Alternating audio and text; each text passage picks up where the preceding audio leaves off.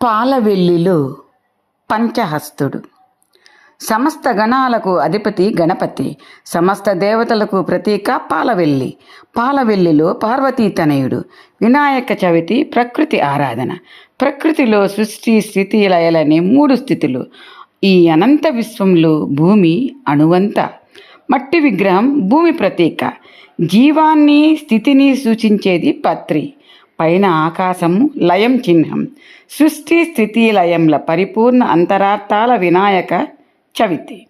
పైన ఆకాశంలో కోటాను కోట్ల నక్షత్రాలు, పాలసంద్రంలా పాలపుంత. ఆ పాలపుంతయే ఈ పాలవెల్లి. చతురస్రాకారంలో పాలవెల్లి. విశ్వంలో ఎన్నెన్నో గోళాలు, తారలు, గ్రహాలు. అన్నింటి ప్రతీకలు వెలగపండు, మొక్కజొన్న, మామిడి పెందెలు, జామ, దానిమ్మ లాంటి పండ్లు కట్టి వేలాడదీయడము సరదా, అందము, ఆనందం.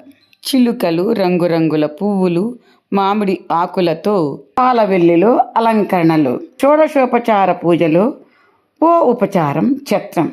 ఓంకార రూపునికి ఛత్రం పాలవెల్లి. సూక్ష్మంలో మోక్షం పాలవెల్లి అంతరార్థం. ఒక్క గణపతిని పూజిస్తే సమస్త దేవతలను పూజించినట్లే. అదే పాలవెల్లిలో పంచహస్తుడు. వినాయక పూజ సూక్ష్మంలో మోక్షమే. ఆడంబరాలకు పోక ఉండ్రాళ్ళు, కుడుములు, ఆరోగ్యకరమైన నైవేద్యాలు, గరికలు, పత్రితో పూజలు. ఇది కూడా సూక్ష్మంలో మోక్షమే. పసుపు రాసి కుంకుమ బొట్లు పెట్టిన పాలవెల్లిలో గణేశుని పూజ అద్భుతం, అపూర్వం, ఆనందం. జ్ఞానమూర్తికి జిల్లేడు పూలమాల. ఇచ్చు శాపములతో అలంకారం. కదలీపల ప్రియకు కదలీ మొక్కలు. కపిత్త ప్రియునికి వెలగపండు. ఏకదంతునకు ఏకవింశతి పత్రి పూజ. హరిత పత్రాలలో హరసుతుడు. ఇష్టంగా గుంజీలు తీయడం, కష్టంగా వీడ్కోలు చెప్పడం. నిమజ్జనం ఓ వేడుక. ఔషధ గుణాల పత్రాలు, మట్టి వినాయకుడు, జలాలలో నిమజ్జనం.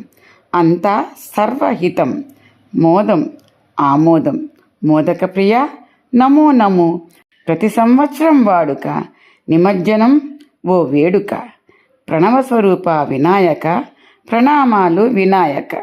వినాయక చవితి శుభాకాంక్షలు.